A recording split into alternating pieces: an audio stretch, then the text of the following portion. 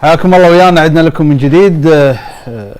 بسألك عن اهلاوي متعصب احمد رمضان، اكيد نجرى وياه طبعا. ناجرك نجرى صار له 3 ايام لابس الفانيله الخضراء يشخط بالنادي، قلت له فانيله خضراء بالقادسيه ما يصير تلبسها، ايش فيك انت؟ ايضا قبل لا ندخل في موضوع لجنه المسابقات، الدكتور وصل قبل يمكن يوم ولا يومين من مؤتمر يوم السبت في مؤتمر علمي في شرم الشيخ. نعم. دكتور اعتقد عن صناعه بطل اولمبي. اي نعم.